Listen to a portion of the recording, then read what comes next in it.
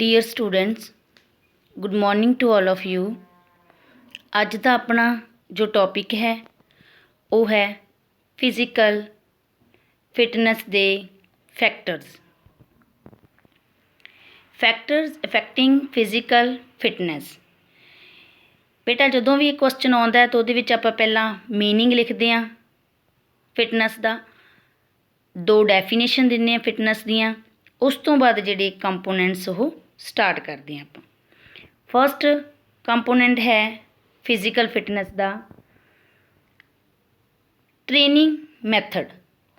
Training method ਦੇ ਵਿੱਚ ਕੀ ਹੈਗਾ ਕਿ ਖਿਡਾਰੀ ਦੀ ਸਿਖਲਾਈ ਵੀ ਉਸਦੀ ਸਰੀਰਕ ਯੋਗਤਾ ਨੂੰ ਪ੍ਰਭਾਵਿਤ ਕਰਦੀ ਹੈ। ਕੋਈ ਵੀ ਖਿਡਾਰੀ ਹੈ ਜਿਹੜਾ ਉਹਦੀ ਸਿਖਲਾਈ ਹੈ ਉਹਦੀ ਸਰੀਰਕ ਯੋਗਤਾ 'ਤੇ ਨਿਰਭਰ ਕਰਦੀ ਹੈ, ਕਿਉਂਕਿ ਜੇਕਰ ਸਿਖਲਾਈ ਪ੍ਰੋਗਰਾਮ ਵਧੀਆ ਢੰਗ ਦਾ ਨਹੀਂ ਤਿਆਰ ਕੀਤਾ ਹੋਵੇਗਾ ਤਾਂ ਖਿਡਾਰੀ ਦੀ ਜਿਹੜੀ ਸਰੀਰਕ ਯੋਗਤਾ ਹੈ ਉਹ ਬਹੁਤੀ ਵਧੀਆ ਨਹੀਂ ਹੋਵੇਗੀ।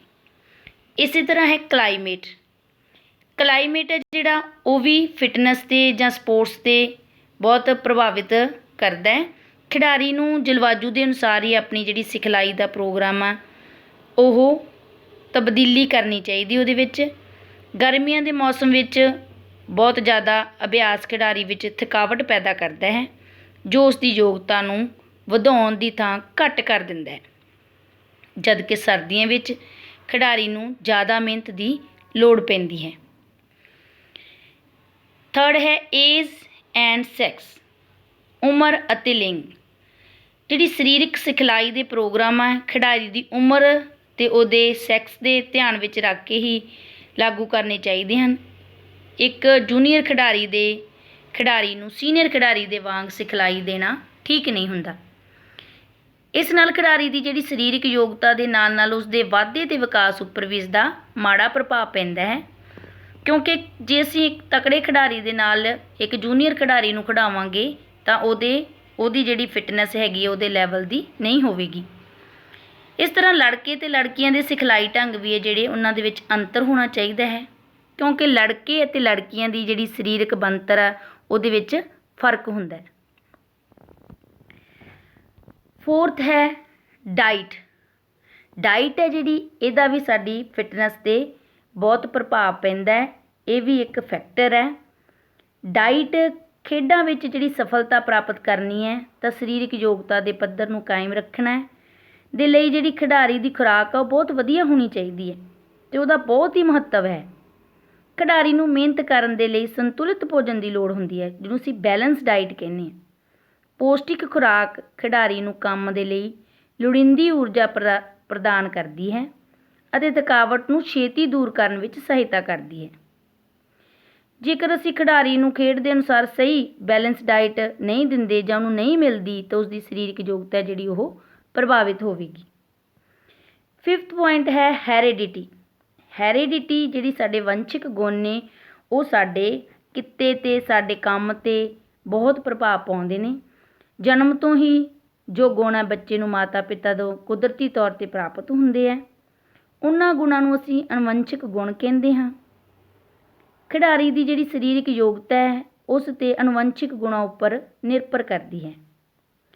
ਆਮ ਤੌਰ 'ਤੇ ਅਸੀਂ ਦੇਖਿਆ ਕਿ ਜਿਨ੍ਹਾਂ ਬੱਚਿਆਂ ਦੇ ਮਾਤਾ ਪਿਤਾ ਖਿਡਾਰੀ ਹੁੰਦੇ ਹਨ ਉਹ ਬੱਚੇ ਅਨੁਵੰਸ਼ਿਕ ਗੁਣਾਂ ਕਰਕੇ ਹੀ ਖੇਡਾਂ ਵਿੱਚ ਵੱਧ ਸਫਲ ਹੁੰਦੇ ਹਨ, ਜਦ ਕਿ ਆਮ ਮਾਤਾ ਪਿਤਾ ਦੀ ਜੋ ਸੰਤਾਨ ਹੈ ਉਹ ਖੇਡਾਂ ਦੇ ਵਿੱਚ ਵਧੇਰੇ ਮਿਹਨਤ ਉਹਨੂੰ ਕਰਨੀ ਪੈਂਦੀ ਹੈ, ਕਿਉਂਕਿ ਬੱਚਾ ਆਪਦੇ ਘਰ ਤੋਂ ਹੀ ਜੋ ਕੰਮ ਆ ਉਹ ਸਿੱਖਦਾ ਹੈ।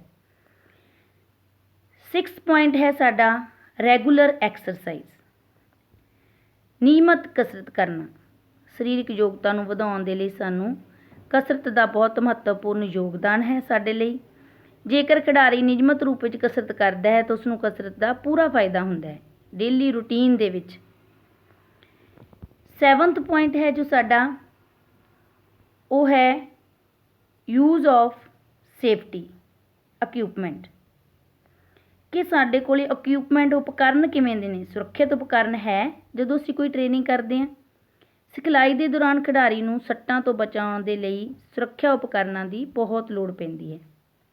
ਜੇਕਰ ਸਿਖਲਾਈ ਵਾਲੀ ਥਾਂ 'ਤੇ ਬਚਾਅ ਵਾਲੇ ਉਪਕਰਨਾਂ ਦੀ ਘਾਟ ਹੋਵੇਗੀ ਜਾਂ ਅਣਹੋਂਦ ਹੋਵੇਗੀ ਤਾਂ ਜਿਹੜੇ ਬੱਚੇ ਨੂੰ ਸੱਟਾਂ ਲੱਗਣ ਦਾ ਜ਼ਿਆਦਾ ਖਦਸ਼ਾ ਰਹਿੰਦਾ ਹੈ, ਸੱਟਾਂ ਲੱਗਦੀਆਂ ਰਹਿੰਦੀਆਂ ਨੇ। ਇਸ ਲਈ ਜਿਹੜੇ ਇਕਵਿਪਮੈਂਟ ਨੇ ਉਹ ਪ੍ਰੋਪਰ ਹੋਣੇ ਚਾਹੀਦੇ ਨੇ।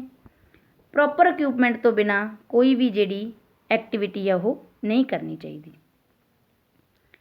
8th ਪੁਆਇੰਟ ਹੈ ਸਾਡਾ ਸਾਇੰਟੀਫਿਕ ਟ੍ਰੇਨਿੰਗ, ਵਿਗਿਆਨਿਕ ਸਿਖਲਾਈ। ਵਿਗਿਆਨਿਕ ਸਿਖਲਾਈ ਕੀ ਹੈ ਕਿ ਖਿਡਾਰੀ ਨੂੰ ਦਿੱਤੀ ਜਾਣ ਵਾਲੀ ਜੋ ਸਿਖਲਾਈ ਹੈ ਉਹ ਵਿਗਿਆਨਿਕ ਸਿਧਾਂਤਾਂ ਉੱਪਰ ਆਧਾਰਿਤ ਹੋਣੀ ਚਾਹੀਦੀ ਹੈ, ਵਿਗਿਆਨਿਕ ਤਰੀਕਿਆਂ ਦੇ ਨਾਲ ਦਿੱਤੀ ਜਾਣੀ ਚਾਹੀਦੀ ਹੈ। ਇਸ ਦੇ ਨਾਲ ਜਿਹੜੇ ਖਿਡਾਰੀ ਨੂੰ ਛੇਤੀ ਤਰੱਕੀ ਦੇ ਰਾਹ ਲੱਭਦੇ ਨੇ, ਜਾਂ ਆਪਾਂ ਇਹ ਕਹਿ ਸਕਦੇ ਹਾਂ ਕਿ ਖਿਡਾਰੀ ਨੂੰ ਇਹ ਛੇਤੀ ਤਰੱਕੀ ਦੇ ਰਾਹਾਂ 'ਤੇ ਲੈ ਜਾਂਦੀ ਹੈ। 9th ਪੁਆਇੰਟ ਹੈ ਸਾਡਾ ਫਿਜ਼ੀਕਲ ਫਿਟਨੈਸ ਦੇ ਫੈਕਟਰ ਦਾ ਇੰਡੀਵਿਜੂਅਲ ਡਿਫਰੈਂਸਿਸ, ਵਿਅਕਤੀਗਤ ਅੰਤਰ ਜਿਹਨੂੰ ਅਸੀਂ ਕਹਿੰਦੇ ਹਾਂ। ਖਿਡਾਰੀ ਨੂੰ ਜਿਹੜੀ ਅਸੀਂ ਸਿਖਲਾਈ ਦਿੰਦੇ ਹਾਂ ਉਹਦੇ ਵਿੱਚ ਜਿਹੜੇ ਇੰਡੀਵਿਜੂਅਲ ਡਿਫਰੈਂਸਿਸ ਆ ਉਹਨਾਂ ਦੇ ਵੱਲ ਧਿਆਨ ਦੇਣ ਦੀ ਬਹੁਤ ਲੋੜ ਪੈਂਦੀ ਹੈ। ਖਿਡਾਰੀ ਵਿੱਚ ਇਹ ਅੰਤਰ ਉਹਦੀ ਉਮਰ, ਲਿੰਗ, ਸਰੀਰਕ ਬਣਤਰ ਆਦਿ ਦਾ ਹੋ ਸਕਦਾ ਹੈ। ਇਹਨਾਂ ਤੱਥਾਂ ਨੂੰ ਧਿਆਨ ਵਿੱਚ ਰੱਖਦੇ ਹੋਏ ਖਿਡਾਰੀ ਲਈ ਖੇਡ ਸਿਖਲਾਈ ਜਿਹੜਾ ਪ੍ਰੋਗਰਾਮ ਆ ਉਹ ਦੇਖ ਕੇ ਬਣਾਉਣਾ ਚਾਹੀਦਾ ਹੈ। ਇੱਕ ਜਿਹੜਾ ਲੜਕਾ ਅਤੇ ਲੜਕੀ ਦੀ ਸਿਖਲਾਈ ਜਾਂ ਇੱਕ ਨਵੇਂ ਖਿਡਾਰੀ ਅਤੇ ਅਨੁਭਵੀ ਖਿਡਾਰੀ ਦੀ ਸਿਖਲਾਈ ਦੇ ਵਿੱਚ ਅੰਤਰ ਹੋਣਾ ਚਾਹੀਦਾ ਹੈ। ਜਿਹੜੀ ਵੀ ਅਸੀਂ ਕੋਈ ਟ੍ਰੇਨਿੰਗ ਦਾ ਮੈਥਡ ਬਣਾਉਣੇ ਆ ਟ੍ਰੇਨਿੰਗ ਦੇਣ ਦਾ, ਉਹਦੇ ਵਿੱਚ ਇੰਡੀਵਿਜੂਅਲ ਡਿਫਰੈਂਸਿਸ ਨੂੰ ਬਹੁਤ ਧਿਆਨ ਦੇਣ ਦੀ ਲੋੜ ਹੁੰਦੀ ਹੈ। ਅਸੀਂ ਇੱਕ ਬਹੁਤ ਚੰਗੇ ਖਿਡਾਰੀ ਦੇ ਨਾਲ ਜੇ ਅਣਸਿੱਖੇ ਖਿਡਾਰੀ ਦਾ ਮੈਚ ਪਵਾ ਦਈਏ ਤਾਂ ਉਹ ਕੋਈ ਬਹੁਤੀ ਵਧੀਆ ਗੱਲ ਨਹੀਂ ਹੋਵੇਗੀ, ਜਾਂ ਲੜਕੀਆਂ ਦਾ ਅਤੇ ਲੜਕਿਆਂ ਦੇ ਮੈਚ ਦਾ ਜਾਂ ਟਾਈਮਿੰਗ ਦਾ ਡਿਫਰੈਂਸ ਜ਼ਰੂਰ ਹੋਣਾ ਚਾਹੀਦਾ ਹੈ। ਇਸ ਤਰ੍ਹਾਂ ਸੀ ਜੀ ਇਹ ਸਾਡੇ ਫਿਜ਼ੀਕਲ ਫਿਟਨੈਸ ਦੇ ਫੈਕਟਰਸ।